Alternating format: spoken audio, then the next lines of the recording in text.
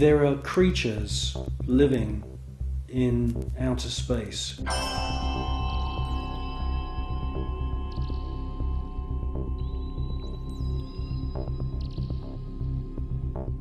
And I'm the first one to realise how crazy that sounds. Scientists would immediately say, well, that's impossible. There's ultraviolet radiation in space. Without having a craft around you, you'll die. Well, all I can say is that these, I call them space serpents, they do exist.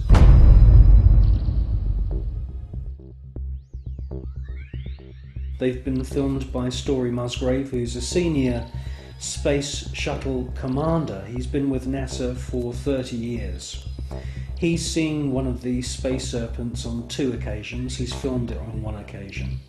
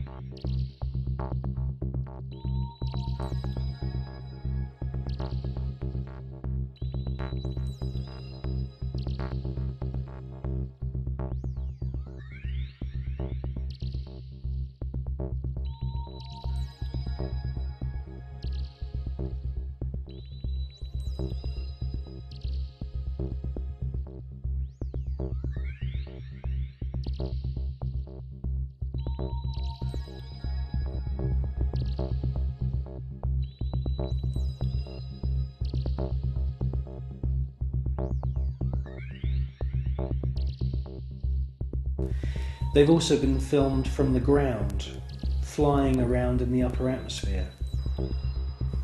Now, quite frankly, we don't know anything about the life cycle of these creatures, but they do fit in with the descriptions of other kinds of critters, other strange looking creatures that astronauts from the very early days of NASA have reported.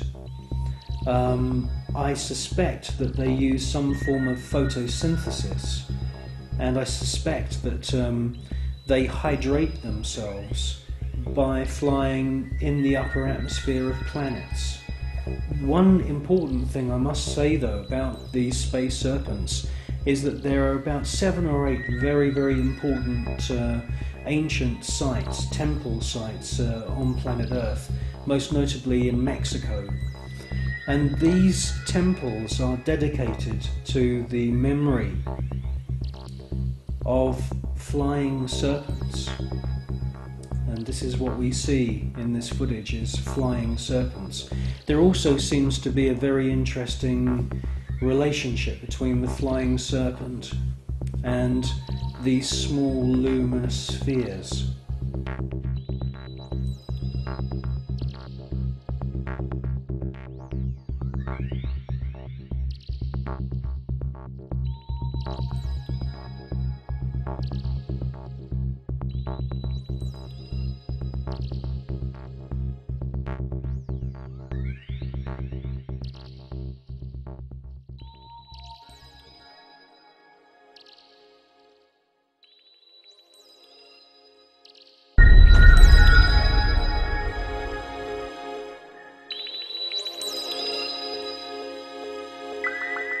Control Houston, we are using the payload bay cameras right now to hopefully catch a glimpse of the Russian space station Mir as it performs an on-orbit burn. Though it will be difficult to pick Mir out from the stars as they pass behind us, the payload bay cameras are positioned such that they're looking straight back behind the orbiter, where the Mir is flying at about 850 nautical miles behind us. Well, obviously this is a massive faux pas that this piece of footage was accidentally broadcast. The person who's passed me this piece of footage is now dead. The footage that we see, mostly of UFOs, has been filmed with image intensifying equipment.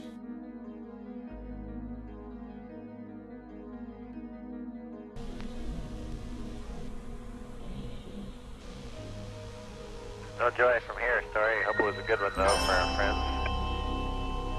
Thank you, sir. We could not see it here either. We'll wait 2 or 3 more minutes till sunrise, and then at that time give you a go for KU stow. We're at a mission lapse time of 7 days, 13 hours, and 17 minutes. This is Mission Control, Houston.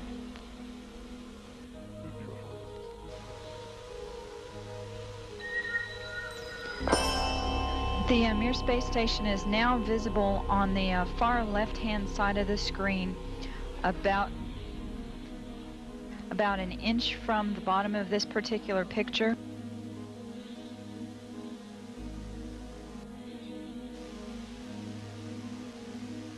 Okay, the Mir space station is the small flashing light in the center, about an inch from Camera Charlie on the monitor. the left-hand side of the screen. It's slowly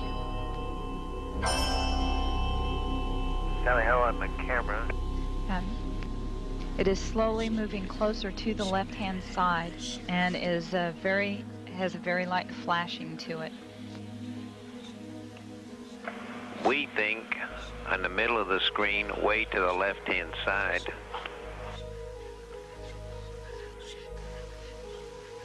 We think you can see a flashing light just a little bit to the left of the center of the screen, very faint.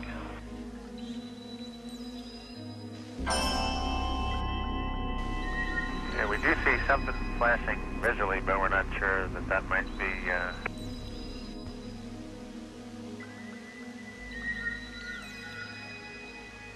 This is Mission Control, Houston. Once again, we believe we were just able to spot the Mir spacecraft as it flies about at 850 nautical miles behind us.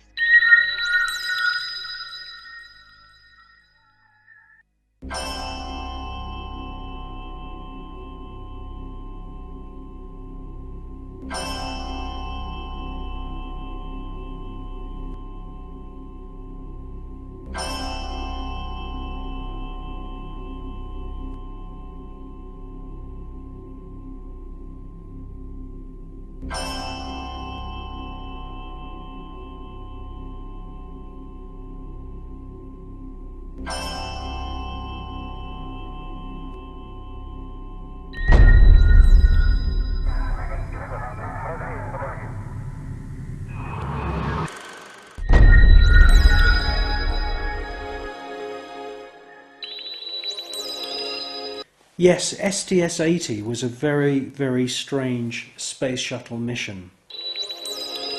What we see is a lot of activity. It can't all be put down to natural phenomena.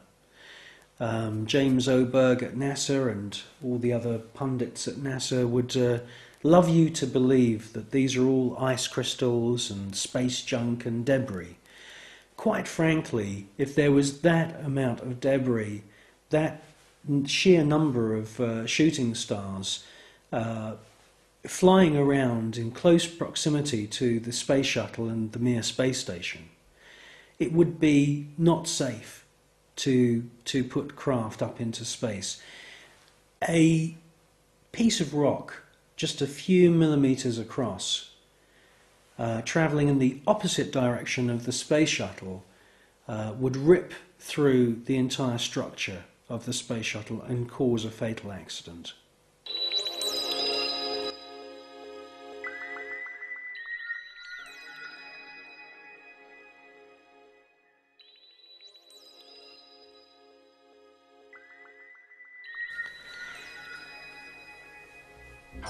Well, people always say to me, you know, if there's extraterrestrials and if there's UFOs, why don't they make themselves known to us publicly? Well, I think with the space shuttle mission STS-80, that's exactly what they did do. You see objects which are out of focus, or they are transparent in some kind of way.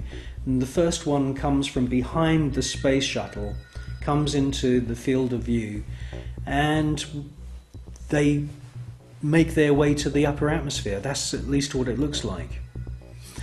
It's joined by many others, and you get a kind of rough circular formation appearing. And then you get the piece de resistance. The last orb comes into the center of this formation, and as soon as it finds its position, it lights up. And then you can see a sort of dance of lights around this formation. Now, this suggests to me incredible intelligence. It suggests to me that they are saying, look at us, look how clever we are. And it's an astounding piece of footage.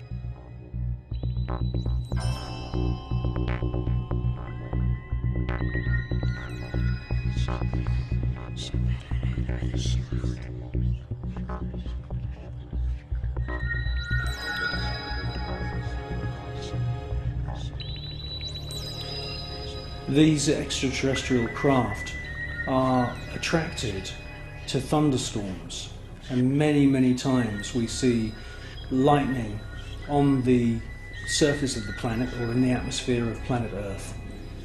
And as soon as these electric storms start, the UFOs swarm into the area. It's almost as if they're harvesting the electromagnetic energy within the atmosphere. And in actual fact, there are unseen forces in the atmosphere, etheric flows of what the German scientist Wilhelm Reich described as orgone energy. And it could be possible that these UFOs are sucking energy from these electric thunderstorms on planet Earth, and this is where they're getting their energy from. You should concentrate on the first object that appears, and you will see that it holds its position. Many TV stations have actually broadcast this STS-80 footage, but they only show you the few seconds of the large glowing orb coming from the lower atmosphere.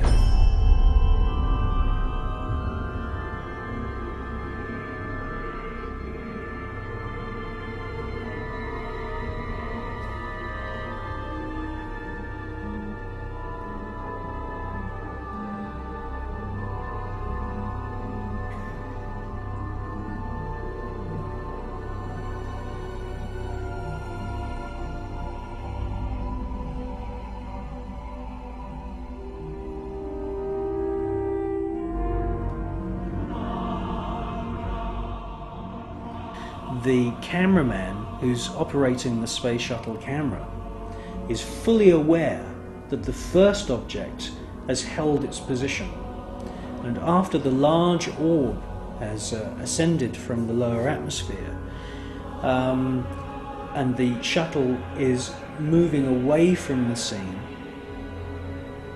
the cameraman is actually zooming in at the end of the sequence to double check the position of the first luminous orb, and it's a fascinating piece of video.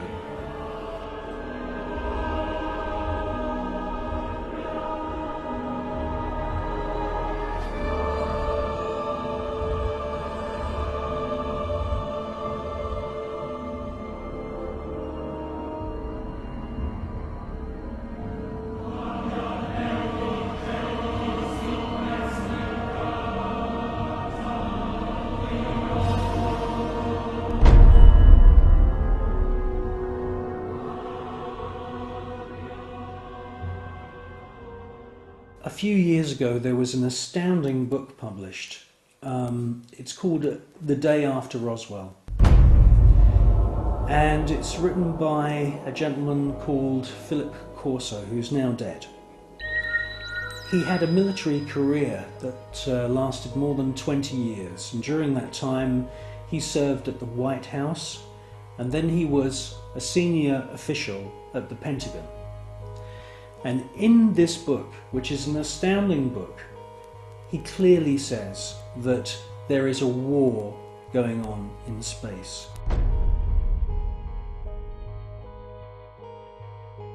In other words, NASA and the American military have designed weapons. He says in his book that some of the weapons are based on patents of the genius inventor Nikola Tesla. Philip Corso tells us that there are plasma beam weapons being used against these UFOs, and that sometimes these UFOs are hit.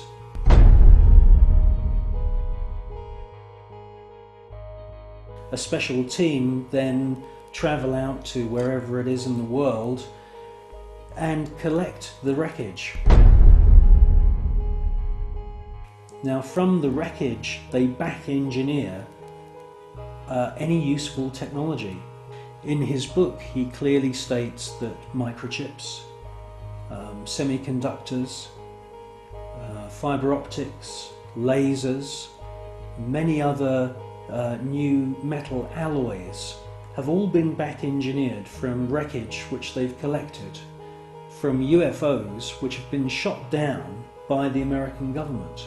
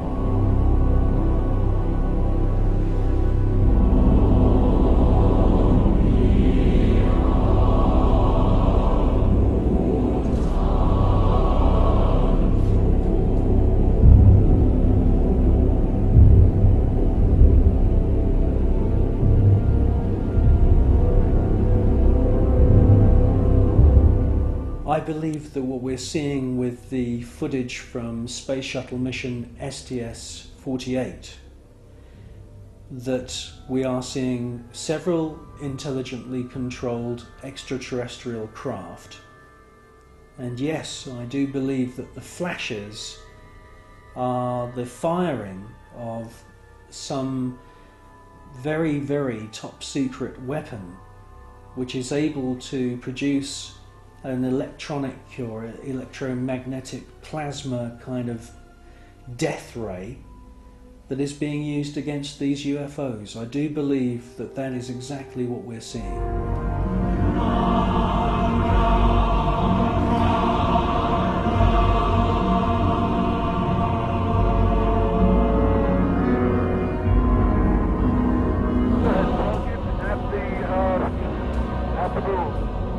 The tether has broken. It is going away from us. Get it on the TV.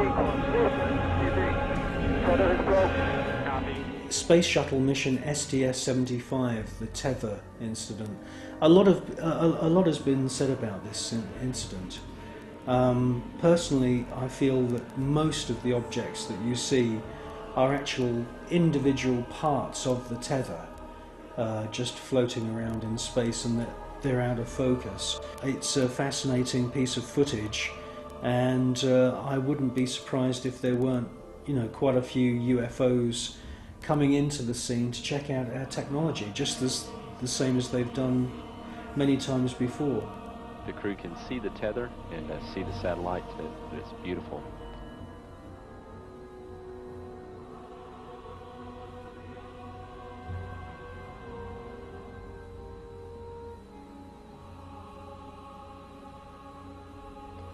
This view showing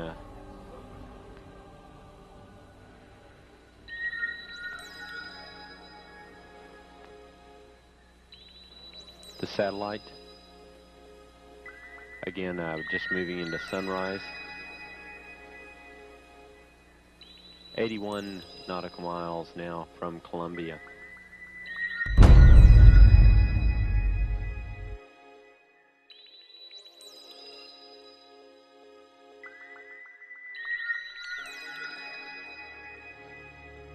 You clearly hear one of the astronauts being told there's an object at your 11 o'clock position.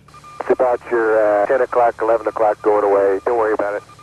And the other astronaut, who's obviously in the know, says don't worry about it. Out there. I'm not sure what you're talking about. I suspect that the senior astronauts, the astronauts who've been up more than just once, are fully aware that there is a very large number of unexplainable objects flying around. Never mind.